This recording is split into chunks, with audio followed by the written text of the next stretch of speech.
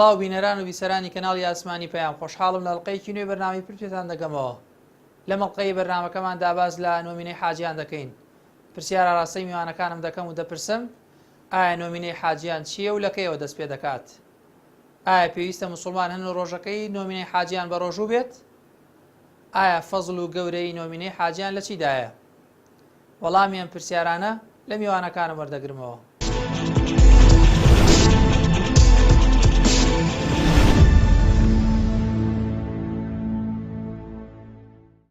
بسم الله الرحمن الرحيم.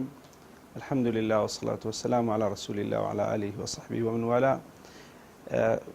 سەبارەت بە پرسیارەکەتان نۆمینەی حاجیان بەو ڕۆژەی لە سەرەتای مانگی زیلحیجەوە ئەوترێکە لە کوردەواری ئەمە زیاتر مەبەستمانە بۆ کوردەواری بێ کوردەواری پێوترێت نۆمینەی حاجیان. نۆمینەی حاجیان ظاهرەن لە سبەیەوە دەست پێ دەکا و ڕۆژانێکن کە گرنگن لە ڕۆژەکانی ساڵات تایبەتمەندی تەواویان هەیە لەبەرەوەی کۆبوونەوەی کۆمەڵی عیبادەتی گرنگ لەو ڕۆژاندا کۆ دەبێتەوە وەکو بە ڕۆژووبوون و حەج ئەنجامدان و سەدەقە ئەنجامدان و کۆمەڵی عیبادەتی گەورە. خوای پەروەردگاریش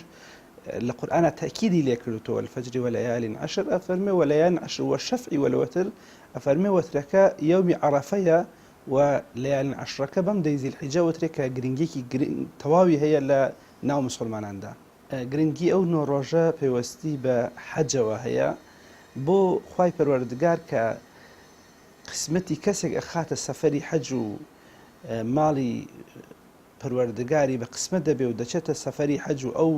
مەقامە گەورەی بە قسمەت دەبێت و دەگات بەو پلە بەرزەیی کە خوای پەروەردگار بە قسمەتی هەموو مەلایەکمانی کاکە ئەفەرمی پێغەمبەری خوا صلی الله علیه وسلم کەسێک حەجەکە وەکو ئەو ڕۆژەی لێ دێ کە لەدایکە بێ کاتێ دەگەڕێتەوە. ئەم فەزڵە گەورەیە مادەم بۆ حاجیانە خوای پەروەردگار دڵی غەیری حجاج و غەیری حاجیانیشی خۆش کردو بەوەی کە دەی زیلحیجە و نۆمینەی حاجیانیان لە بەردەسایە بۆی بتوانن فەزڵێکی گەورەیان دەستکەوێ کە ئەو فەزڵە گەورەیە بۆ غەیری حاجیانیش خوای پەروەردگار دیاری کردووە.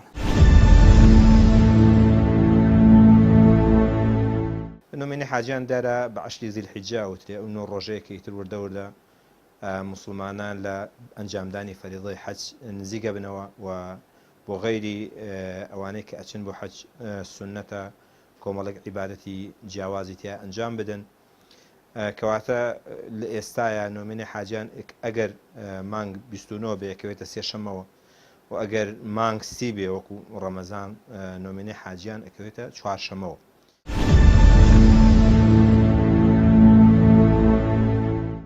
نۆمینەی حاجیان دیارە کەلیمەیەکی کوردیە خۆمان بەکارێن وەکو کوردەواری، بەڵام ئەوە یەک پێی وترێ سەرەتای زیلحیجە لە یەکەم ڕۆژی مانگی زیلحیجەوە دەست پێکە هەتا دێم ڕۆژ. بەڵام بۆ معلوماتان کاتێککە ئەوترێت دە ڕۆژی زیلحیجە دێم ڕۆژیان جەژنە، کەواتە نۆمینەکە تەواوە لە یەکەم ڕۆژی مانگی زیلحیجەوە دەست پێ ئەکات هەتا وەکو نۆی زیلحیجە کە پێ ئەوترێ ڕۆژی عەرەفە. جا ئەم نۆ ڕۆژە ڕۆژانێکی زۆر مبارەکن. مسلمان بۆ هەموو عیبادەتێک پێویستی بە چەند شتێک هەیە کە ئیستیعدادی بۆ بکە. یعنی مسلمان دەبێت کاتێک کە ڕوبەڕووی عیبادەتێکە بێتەوە چۆن هاوڵە بەڕێزەکان لە مانگی ڕەمەزانە وەکو نمونەیەک بێنینەوە، لە مانگی ڕەمەزانە 6 مانگ پێشەوە دوعایان کردو خۆیان ئامادە کردووە کە خوای گەورە بیانگەێنێ بەو ڕۆژە کە مانگی ڕەمەزانە. لە دوای مانگی ڕەمەزانیش دوعایان کردو خوای گەورە لیان قبوڵ کات. جا بۆ ئیستیعدادی ئەم دە ڕۆژەی مانگی زیلحیجە یان ئەم نۆ ڕۆژەکە ئینسانی مسلمان کردەوەی تیا گەورەیە پێویست بە چەند شتێک ئەکا کە مسلمان بیکا. یەکێک لەو شتانە پێویست بە تەوبە ئەکا، تەوبە و پەشیمانبوونەوە لەو کردەوەکان، بۆ چونکە تەوبەکردن یەکێکە لە نیشانەکانی ئیستیعدادکردن بۆ عیبادەتێکی تر. تۆ خۆت ئامادەکەی، خۆت پاک ئەەکەیتەوە بۆ ئەوەی سینەت ساف بێت بەرامبەر بە جێگەیاندنی عیبادەتێکی تر کە نۆ ڕۆژی مانگی زیلحیجە بە ئەنجام ئەگەیەندرێت. خاڵێکی تر کە ئینسانی مسلمان پێشەوەی بگاتە ئەم نۆ ڕۆژە چی بکا باشە؟ پێویست بەوە ئەکا ئەم نۆ ڕۆژە وەکو غەنیمە سیرکات، وەکو ئەوە سیریکا کە ئەمە دەستکەوتێکی چاکە، چونکە ژیانی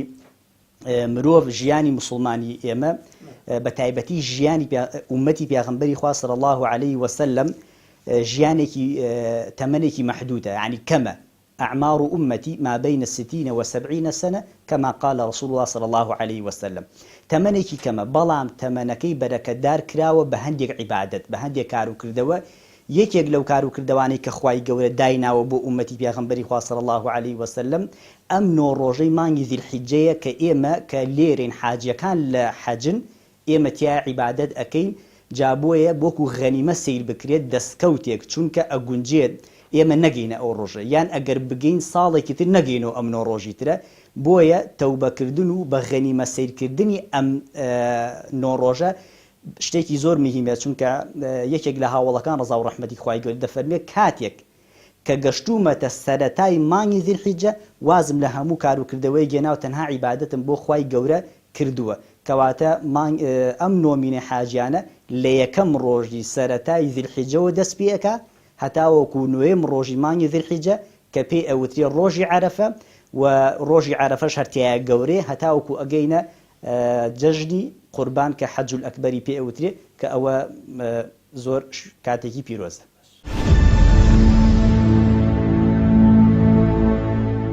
نۆمینەی حاجیان وەکو ناوەکەی بە خۆیەتی لە سەرەتای مانجی حەجەوە دەست پێکە ئەو مانگەی کە لە عەرەبیا پێوترێت ذیلحیجە کە بێتە مانجی 12 ساڵی کۆچی ئەم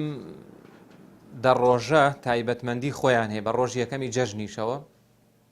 دیارە 9 ڕۆژ یەکەم کە پێوترێ نۆمینەی حاجیان لە عەرەفەیە کۆتایی پێدێ بەڵام لە قورئانە خوای پەروەردگار سوێن بە هەر دە ڕۆژەکە ئەخوات وە لەیالین عەشر بە شەوەکانیشەوە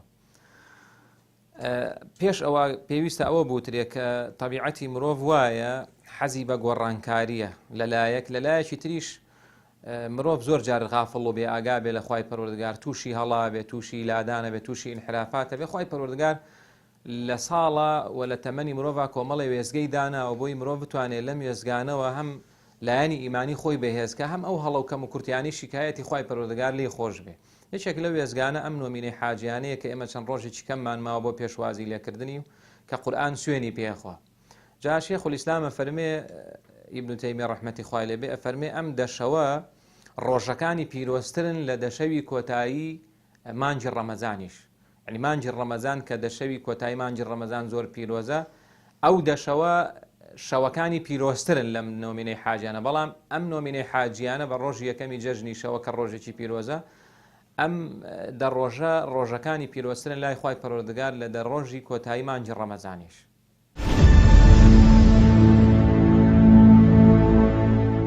ئەوەی کە لە سونەت وارد بووە سەبارەت بە گەورەی ڕۆژوبوونەکە دیارە پێغەمبەری خوا صلی الله عليه وسلم فەرمێ ڕۆژی عەرەفە دیارە ئەمە بۆ غەیری حاجیانە ڕۆژی عەرەفە هەر کەسێ بە ڕۆژوو بێ خوای پەروەردگار دەیکاتە کەفارەتی گوناحی ساڵی ڕابردووی و ساڵی داهاتووی سەبارەت بە ڕۆژوبوونی ڕۆژەکان چ ڕۆژێک بە ڕۆژوو بین کەسێک دەتوانێت لە هەر نۆ ڕۆژەکە بە ڕۆژوو بێ بەڵام فەزڵ و گەورەیەکە لە نۆیەمین ڕۆژە کە ڕۆژی عەرەفەیە و ڕۆژی حاجەن دەچنە کێوی عەرەفە خوای پەروەردگار لەسەر کێوی جەبل ڕەحمەلیان خۆشە بێ خەڵکی غەیری حاجی بە ڕۆژوو دەبن کەواتە بە ڕۆژووبوونەکە تەنها ڕۆژی عەرەفەیە نەک هەموو ڕۆژەکە بۆ خەڵکی دەتوانێت هەمووی بە ڕۆژوو بێ وەکو سونەتێکی دیکە بەڵام گەورەی فەزڵەکەی تەنها لە ڕۆژی عەرەفەیە بەڵێ تاکیدەکە لەسەرەوەیە کە دەبێ ئێمە لە ڕۆژی عەرەفە بە ڕۆژوو بین نەخر سونەتەکە تەنها بۆ غەیری حاجیان لە ڕۆژی عەرەفە خەریکی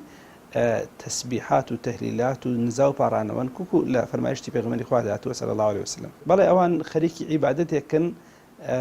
کۆتا ڕۆژی مەوسمی حەج گرنگیەکەی و وەکو پێغەمبەری خوا فەرمی الحەج والعەرەفە گرنگی حەج لە عەرەفەکە کۆ دەبێتەوە پوختەی حەج لە عەرەفە کۆ دەبێتەوە بۆیە حاجیان ئەگە بە ڕۆژوو بن توانا و تاقەیەکی وایان پێ نامێنێ بۆیە غەیری حاجیان بە ڕۆژوو دەبن ئینشاءڵڵا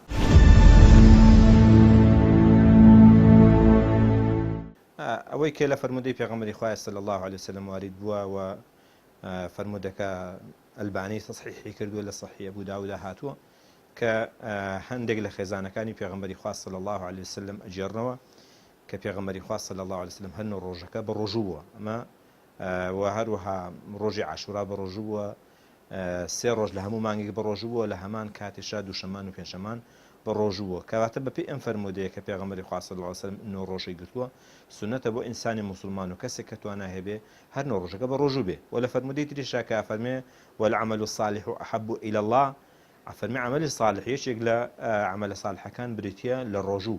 کەواتە ڕۆژوو گرتن بەپی ئەم دوو فەرمودەیە ئینسانی موسڵمان ئەتوانێت هەر نۆ ڕۆژەکە بە ڕۆژوو بێت بێجگەلەوەی کە ڕۆژی عەرەفە کە ڕۆژی نۆیەمەکە ئەو فەرمودەی تایبەتی خۆی لەسەرەکە ئەوەی هیچ مەجاڵیتیانێ بێ ئینسانی موسڵمانەوەنی کە بۆی کرا چونکە خێرێکی گەورەیە کە پێغەمبەری خوا صلی الله علیه وسلم فەرمێ يكفر السنة التي قبله والسنة التي بعده يعني سنة صالك لو بيش جناحك أسرتوا وصالك لو دوا جناحك أسرتوا كأمام بس تبي جناحي صغائرة شنك كبائر في بيستي بتشيه في بيستي بتوبه كالن شاكا كردن همو بواركان جانا قدرته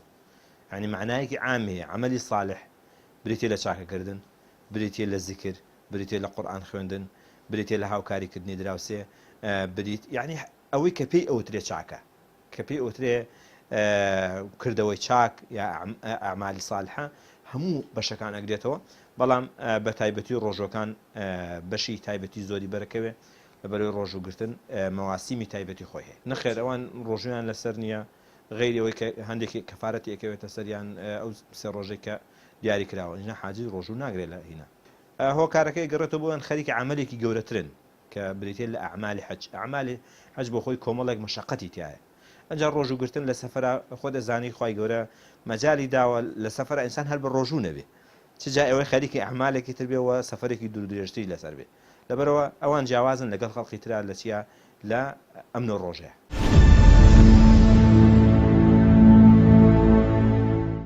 خۆی ئێمە حەدیثێکمان هەیە پێغەمبەری خوا صلی الله علیه وسلم دەفەرمێت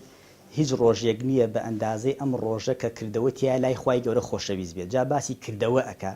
باسی کردەوەی چاکە ئەکا باسی چاکە ئەکا جا ڕۆژوو لە ضمنی ئەمانە کردەوەی چاکەن ڕۆژوو یەکێکە لە کردەوە چاکەکان کە ئینسانی موسڵمان تیا بە ئەنجامی بگەێنێ بۆیە هەر کەسێک توانای هەبێ ئەتوانێت لە یەکەم ڕۆژی مانگی ذیلحیجەوە بە ڕۆژوو بێت هەتاوەکو نوێم ڕۆژ کە ڕۆژی عەرەفەیە بەڵام لە حەدیثا وارد بووە پێغەمبەری خوا صلی الله علیه وسلم تەنها ڕۆژی نوێم ڕۆژی مانگی ذیلحیجە بە ڕۆژوو بووە کەواتە خەڵکانێک ئەتوانن بە ڕۆژوو بن بەڵام ئێمە بە کورتی نەکەینەوە لە ڕۆژوو بوونە ئەم نۆ ڕۆژە چونکە باز لە کردەوەی چاکە ئەکرێ ئینسانی موسڵمان با لەم نۆ ڕۆژە بتوانێت سەردانی نەخۆش بکات سەردانی فەقیرێک بکات یارمەتیدانی کەسێک بکات لەگەڵ ئەگەڵ دڵ عاجزبوونێکی هەبوو لەگەڵ کەسێکە با ئاش بێتەوە ئەمانەش لە ضمنی لە چوارچەوەی کردەوەی چاکان بۆیە ئەتوانێت ئینسانی موسڵمان تیا بە ڕۆژوو بێت هەر نۆ ڕۆژەکە و ئەشتوانێ ڕۆژێک تیا بە ڕۆژوو بێت کە ڕۆژی عەرەفەیە بەڵام ئێمە بیرمان نەچێت ئەم بەڕاستی ئەم نۆ ڕۆژە مبارەکیەکەشی لە چیایە یعنی بە حەق وایە کە بینەران بە ئەوەش بزان بۆ ئەوەی تایە چالاک من تیا بە ئەنجامی بگێنن ئەم نۆ ڕۆژە ئەم دە ڕۆژە بە ڕۆژی جەژینژەوە خوای گەورە سوێنی پێخواردووە والفجر وليال عشر ئەو وەلایالین عەشرە ئیبن کەسیر و عەبدوڵای کوڕی عومەر ڕەزا و ڕەحمەتی خوای گەورەیان لێبێت دەفەرمون مەبەستی پێی دە ڕۆژی مانگی سەرەتای ذیلحیجەیە نەک هەر ئەوە والشەفعی والوەتر خوا سوێنی خواردووە بە ڕۆژی عەرەفە و بە ڕۆژی جەژنیش ئەو وەشەفعە کە ڕۆژی دەیەم ڕۆژی مانگی ذیلحیجەیە کە ئەکاتە ڕۆژی جەژن والوەترەکەش مفەسیرین دەفەرمون یەکێک لەوانە ئیبن کەسیر ڕەزا و ڕەحمەتی خوای گەورەی لێبێت لەگەڵ ئیبن عەباسە ئەفەرمون مەبەستی پێی ڕۆژی عەرەفەیە کەواتە خوای گەورە سوێنی پێ خواردووە گەورەیە با ئێمە کورتی نەکەینەوە لە ڕۆژووکردنە با عیبادەت و کردەوەی چاکەی تریشی تیا بە ئەنجام بگەێنین حاجیە بەڕێزەکان لەم بە ڕۆژوو نابن ئەوان ئەویش حکمت و فەلسەفەوی کە بۆ بە ڕۆژوو نابن چونکە ئەوان لە بە ئەنجام گەیاندنی عیبادەتێکی زۆر گەوران کە یەکێکە لە پایەکانی ئیسلام ئەویش حەجە حەج مەشەقەتی هەیە ناڕەحەتی هەیە بۆیە ئەوان بە ڕۆژوو نابن بەڵام ئێمە وەکو موسڵمان لە دەرەوە بە ڕۆژوو ئەبین لە دەرەوەی خارجی حەج کە مەبەستم پێوێکە لە حەجدین تیا بە ڕۆژوو ئەبین کردەوەی چاکەی تیا ئەکەین کە ئەوان کردەوەی چاکەشی تیا ئەکەن بۆیە ئێمە تایە بە ڕۆژوو نابین جا پێم خۆشە قەولی ئیبن حەجەری ئەسقەلانی ڕەزا و ڕەحمەتی خوای گەورەی لێبێت لە قەولێکیا زۆر جوان ئەفەرمێ ئەم دە ڕۆژە بۆ گەورەیە یعنی لە قەوسێکە ئەفەرمێ بۆ گەورەیە لەبەر ئەوەی دایکی عیبادەتەکانی تیا کۆبۆتەوە دایکی عیبادەتەکان لەم دە ڕۆژە کۆبۆتەوە وهي الصلاة والصوم والصدقة والحج چوار عیبادەتیایە کۆبووتەوە کە زۆر گەورەیە کە دایکی عیبادەتەکانن لەم دە ڕۆژە نوێژە ڕۆژووە بەخشینە لەگەڵ حەجە کەواتە ئەفەرمێ لە هیچ دە ڕۆژێکی ترا لە هیچ مانگێکی ترا ئەمانە کۆنابنەوە بۆیە زۆر گەورەیە کە ئینسانی مسلمان تایە عیبادەت و بە ڕۆژووبوون و کردەوەی چاکە و وەکو پیاغەمبەری خوا ئەفەرمێ صلی الله عليه وسلم زۆر تەهلیلە و تەحمیدە و تەکبیرەی تیا بکەن کە الله ئەکبەر و لا ئیلاهە ئیلا الله سبحان الله.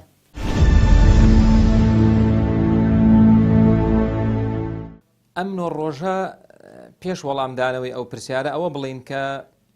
دیارە وەکەوترێ ملیارێک مسلمان لە سەر زەویە هەیە ئێستا بەو ڕێژەی کە ڕۆژ بە ڕۆژیش لە زیاد بوون هەیە ئەم ملیارە مسلمانە تقریبا 4 بۆ 5 ملیۆنی حەجی بە نسیبە بێ باقیەکەی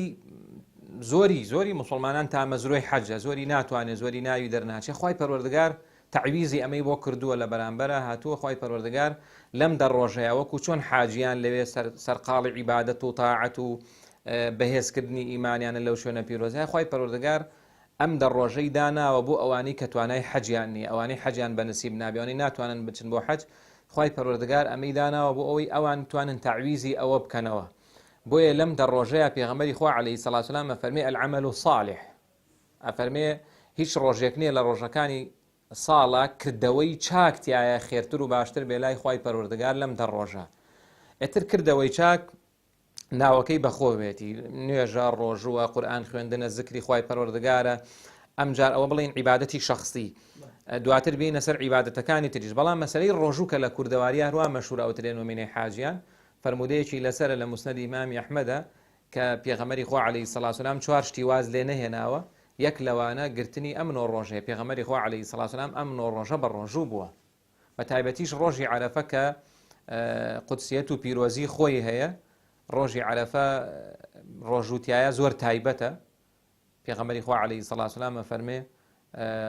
ڕۆژی عەرەفە خێری 2 ساڵ ڕۆژووی هەیە ئەو خێرە بەو معنایی کە جۆرێک لە هاندان و ئەوە نەک بڵێ کە ئینسان ڕۆژوو نەگرێت 2 ساڵ و بڵێ ڕۆژی عەرەفە ئاگرم حاجی تەنانەت سونەتە ڕۆژی عەرەفەیش بە ڕۆژوو نەبن پێغەمبەری خوا عەلەیهی سەڵات و سەلام دیارە یەک حەجی کردووە و لە حەجی ماڵ ئاواییە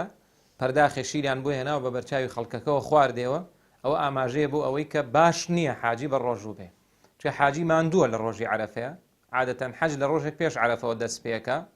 لە عەرەفە فەرزەکان دەست پێکە ڕۆژێک پێش عەرەفە سونەتە لە ڕۆژی عەرەفەیە حاجیەکان زۆر ماندوون بۆیە خوای پەروەردگار ئەو سونەتەی لەسەر ئەوان هەڵگرتووە تعویزی بۆ کردنەوە بە شتێکی زۆر گەورەتر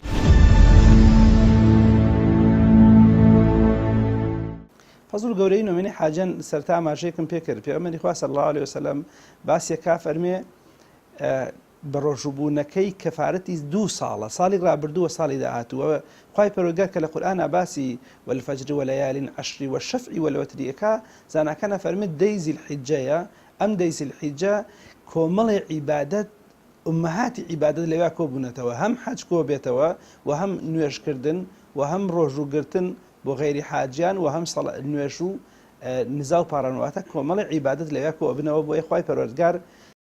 گرنگی تەواوی پێداوە و لەگەڵەوەش عیبادەت و خواپەرستی لەم ڕۆژانە فەزڵ و گەورەی زیاترە لە ڕۆژەکانی دیکەدا ئەم گوناهانە دیارە مامۆسایانی ئاینی تاکیدیان لێ کردەوە باسی گوناهێکە کە بینی بەندە و خوا بێ خەڵک وا نەزانێ بچێ نوێژ بکات و دزی ماڵی خەڵک بکە ئیتر خوا لێی خۆشە بێ لە دزیەکە لێی خۆشە بێ هەر گوناهێک کە لە باسی کەفارات هاتووە ئەو گوناهانە جارێ سەغیرات خوای پەروەردگار لێی خۆشە بێ بە عیبادەتەکان و گوناهی کەبیرەش بە تەوبە خوای پەروەردگار لێی خۆشە بێ بەڵام گوناهێک پەیوەندی بە بەندە و خواوە هەبێ خوا لەوانە خۆشە بێ خوا کاری نییە بەسەر گوناهی بەندەیەک لە نێوان بەندەیەکە زوڵمی لێ دەکا ستەمی لێ دەکا غیبەتی دەکا لێی دەدا ماڵی دەخوا سامانی دەخوا عەزیەت و ئازاری دەدا ئەمانە بە حەجکردن و قوربانیکردنش خوا پاکی ناکاتەوە لەبەرەوەی ئەوانە پەیوەندی بە گوناهی بینی بەندە و نێوان بەندەی دیکەوە هەیە نەک بەندە و خوای پەروەردگارەوە ئەم گوناهەی کە پەیوەندی بە بەندە و بەندەوە هەیە ئەوە پەیوەندی بە بەندە و بەندەوە هەیە واتە لە نێوان دوو کەسا ڕوویداوە تاوانێکە سنوورشکێنیەکە دەبێ مافەکەی بۆ بگێڕێتەوە و کەسی بەرامبەر ئەگەر داوای مافەکەی کرد مافەکەی بۆ بگێڕێتەوە و ئەگەر مافەکەی لە مافەکەی خۆی خۆش بوو ئەم داوای لێبردنی لێکە ئەویش لێی ببوورێ بەم لێی خۆشە بێ ئەگەر نا بە عیبادەت و خواپەرستی لەوە خۆش نابێ ئەوەی مافی بەندەیە دەبێت بۆی بگێڕێتەوە و داوای لێبرنی لێ بکە ئەگەر شتێکیش پەیوەندی بە تێکدانی شەئنێکەوە هەبوو دەبێ چاکی کاتەوە دەبێت چاکی کاتەوە و کاتە خۆی بەرگالی خۆشە بێت.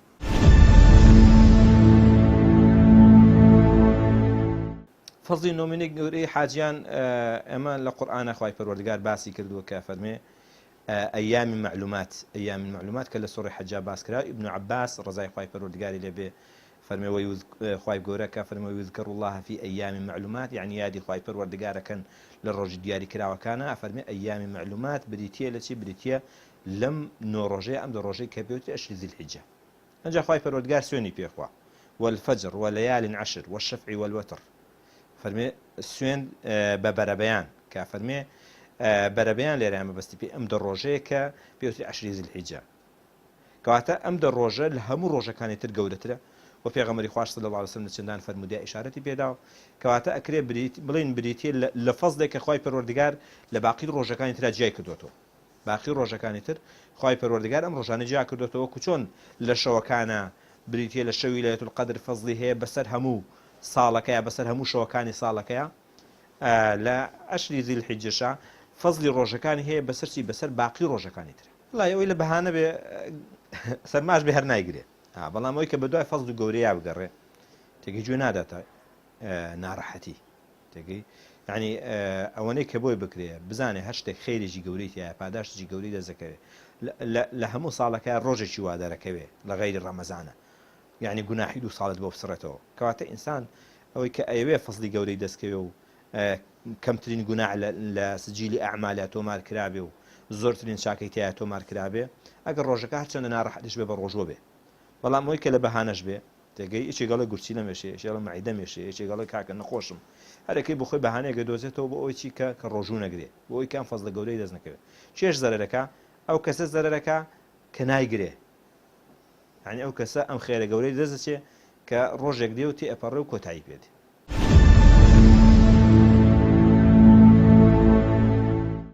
خۆی هەندێکمان لە فەزل و گەورەکەی باس کرد لە حەدیسەکانە بووی کە لەگەڵ بابەتەکانی پێشوە ئەگونجان فەزل و گەورەی ئەم دە ڕۆژە لە چیایە لەوایە کە حاجیەکان لەوێن ئەم دە ڕۆژە بیرمان نەچێت لەم دە ڕۆژە نۆیەم ڕۆژیان ڕۆژی عەرەفەیە نۆیەم ڕۆژیان ڕۆژی عەرەفەیە لە هیچ کاتێکا خوای گەورە دانابەزێتە سەر ئاسمانی دنیا لە ڕۆژی عەرەفە خوای گەورە خۆیدا ئەبەزێتە سەر ئاسمانی دنیا هاوار ئەکا دەڵێ ئەی مەلائیکەتەکان ئەوە ئێوە بە شاهێد بن ئەی دروستکراوەکانیم بە شاهێد بن ئەوە من لە گوناهی هەموو حاجیەکان خۆش بوو کە ئەوە بژدەیەکی زۆر زۆر گەورەیە لە گوناهی 4 ملیۆن حاجی خۆش بیت بۆیە گەورەیە یعنی لێ خۆشببوونی خوای گەورە و عەبدەکانی ژنێ ئێمە زۆر جار ئەگەر کەسی وایە بە حاڵ مۆڕەیەکی لێکراوە هەتا ئەو ڕۆژەی ئەمرێڵ لێت خۆش نابم بەڵام خەڵکانی هەن کە ئەچن حەج ئەکەن لەوە چی نوێژیان کەم کرد بێ بە ڕۆژوو نەبوو بێتن حتا لەوە ئەچێ نەعوذ بالله قسەشیان بەخواوت بێ بەڵام ئەو ڕۆژە کە ئەچێتە ئەویا ئیعترافەکە کە بەلا جلێکی سپیەوە داوا لە خوای گەورەیەکە خوای گەورەش لە هەموو گوناهەکانی خۆش ئەبێ جا ئەم دە ڕۆژە بۆ گەورەیە ئەم نۆمینێ حاجیانە ڕۆژی عەرەفەی تایە کە خوای گەورە خۆی دا ئەبەزێتە سەر ئاسمانی دنیا و پاشان پیغمبری خوا ئەفەرمێ صلی الله علیه وسلم تایە بە ڕۆژوو بن لە ڕۆژی عەرەفە بۆ چونکە من وا حساب ئەکەم کە خوای گەورە ئەم ڕۆژوو بوونەی ئێوە لە ڕۆژی عەرەفە کە نەوەیەم ڕۆژی مانگی ذیلحیجەیە کە نۆمینێ حاجیانەکە ئەو ڕۆژەیە بۆ نمونە کە کوردەواری وای پێڵێن ئەفەرمێ وا حساب ئەکەم کە خوای گەورە گوناهی ساڵێکی پێشوو و ساڵێکی داهاتووتان لێ بسڕێتەوە یعنی ئەمانە هەمیان دەلالەتن لەسەر گەورەی ئەم دە ڕۆژەی مانگی ذیلحیجە یان ئەم نۆ ڕۆژەی کە هەتاوەکو ڕۆژی عەرەفە ئەکا شتانی تری زۆرن کە دەلالەت لەسەر گەورەی ئەم نۆ ڕۆژەکە بەڵام ئێمە وەکو موسڵمان دەبێ بەڕاستی ئیمانی خۆمان بەهێز بکەین بۆی بتوانین عیبادەت لەم نۆ ڕۆژە بکەین عیبادەتی تیا بکەین بۆ وا مەبەستم ئەم قسە چییە چونکە ئێمە وەکو موسڵمان پاداشتەکانمان مەلموز نین دیار نین یعنی هیچ پاداشتێکمان لە دنیادا دەست ناکەوێت ئەوڵێن ئەوە ئەم نۆ ڕۆژە تۆ بە ڕۆژوو ئەبی چی دەستەکەوێت تەنها چییە پاداشتەکەی قیامەتیە دنیایی نییە هیچ کەسێک نییە لە دنیا بە ڕۆژوو بێت پارەی پێ بدرێ بۆیە ئەم قەناعەتە پێویستی بە ئیمانێکی بەهێز هەیە پێویستی بە ئیمانی بەهێزیە. جا هەر کەسێک عیبادەت بکات و چاوەڕێی قیامەت بکات و شتەکەش نابینێت ئەجر و پاداشتی زیاترێکە. پێغەمبەری خوا صلی الله علیه وسلم فەرمووی چی بە هاوڵەکانی فەرمی براکانی من 50 ئەوەندە ئێوە ئەجر و پاداشتیان هەیە. وتیان ئێمە برای تۆ نین؟ فەرمووی ئێوە هاوڵی من براکانی من ئەوانن کە لە دوای من دێن و منیان نەبینیوە. مەبەستمان پێی چییە لەم هێنانەوەی ئەم حەدیسی پێغەمبەری خوا صلی الله علیه وسلم؟ تەنها ئەوەیە تۆ شتێک نابینیت و بڕوای پێ ئەەکەی ئەوە ئیمانی بەهێزە. ئەم عیبادەتانەشی کە لەم ڕۆژانە ئەکرێ ئێمە پاداشتەکەی نابینین، بڕواشمان پێیەتی خۆشمان برسی ئەەکەین، ذکر و عیبادەتیش ئەەکەین، بۆیە پاداشمان لای خوای گەورە پشتیوان بەخوای گەورە زۆر زۆرە کە ئەوە حکمت و فەلسفەی عیبادەتە کە ئێمە قەنەعەتمان بە شتێک هەیە، پەڕوامان بە پاداشتێک هەیە و ناشی بینین، بۆیە ئێمە پاداشمان لە ڕۆژی قیامەتە زۆر زۆر گەورەیە، جیاوازە لەگەڵ پاداشتی کەسەکانی خەڵکانی ترا کە شتەکان ئەبینن لە دنیادا. هاوڵان یعنی زۆربەی ڕەخنەکانیان کە گردویانە لە ئیسلام وتیانە ئێوە خوایەک ئەپەرستن نایبینن. ئێمە بۆیە ئەجر و پاداشمان زۆرە لەبەر ئەوەی خوا ناشبینین و بڕواشمان پێی هێناوە و هەتاوەکو هەر نایبینی و بڕواشمان پێیەتی پێغەمبەری خواشمان نەبینیوە صلی الله علیه وسلم هەر بڕواشی پێهێنین و ئەویش فەرمێتی ئەم ڕۆژانە مبارەکە لەسەر قسەی ئەو ئێمەش ئەم ڕۆژانە نوێژ و ڕۆژ و عیبادەت و ذکری تیا ئەکەین لەسەر قسەی پێغەمبەری خوا صلی الله علیه وسلم.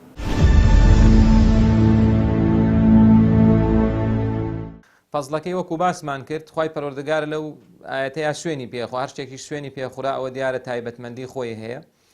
ولا سورة حج أخوي برودجارة فرمي ويذكر اسم الله في أيام معدودات يا لآيات اشترى معلومات أخوي برودجارة فرمي بام مسلمانان هولدن لشان روجي دياري كراوة زياد يادي أخوي برودجار بكن أيام معدودات زور بي زوري داناني تفسير لسر أون كأمن الروجة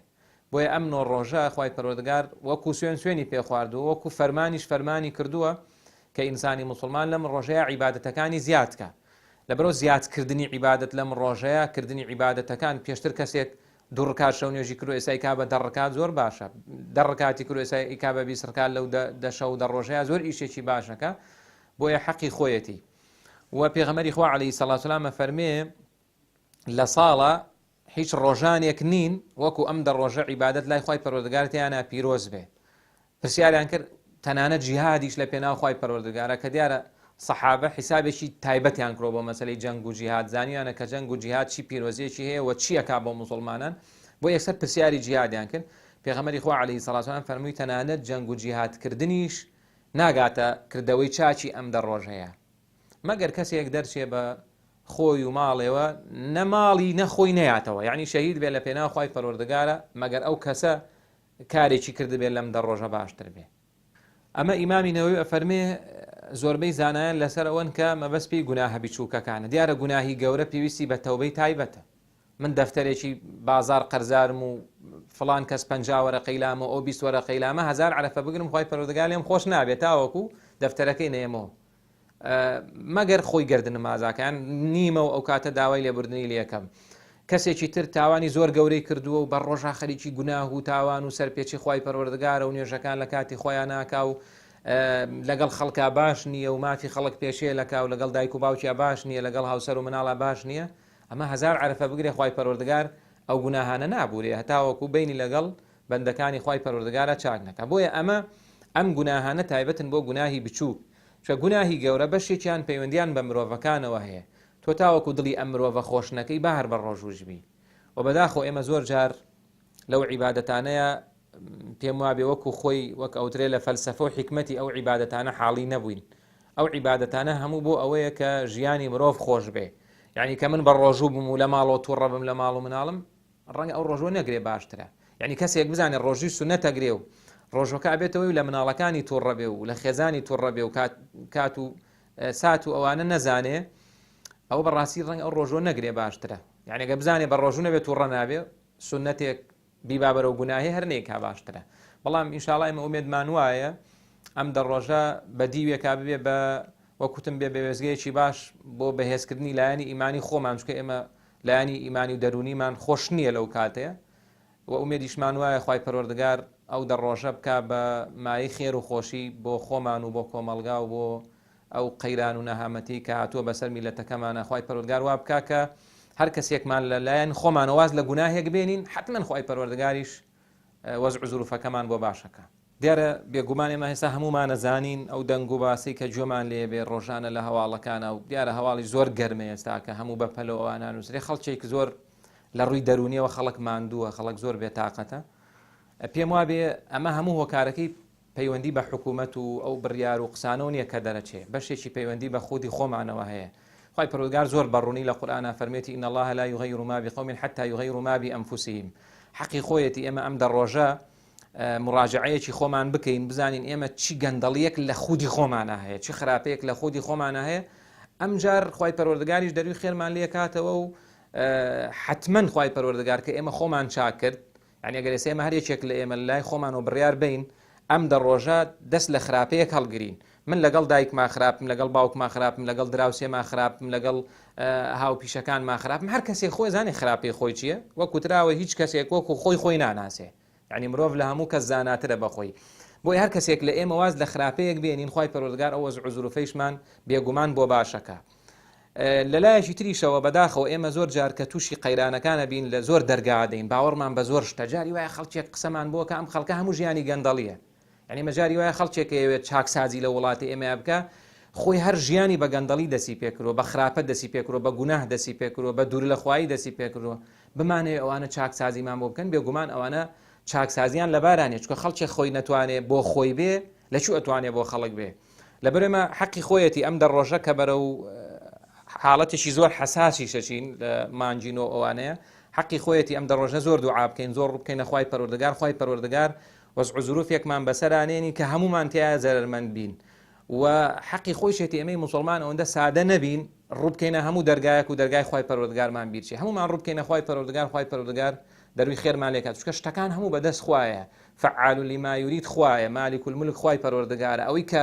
ئەم بوونەوەرە هەڵە سوڕێنێ خوای پەروەردگارە نەوەک شەخصێک قسەی زلمان بۆ بکاو ئەوانە ئێمە پێی بخەڵەتێن ڕووبکەنە خوای پەروەردگار و زۆریش دوعا بکەین خوای پەروەردگار وەزع زروفمان بۆ باشەکا و ئینشاءڵڵا خوای پەروەردگار قەیران و نەهامەتی لەسەر وڵاتی ئێمە و سەرجەم وڵاتی موسڵمانان هەڵەگرێ.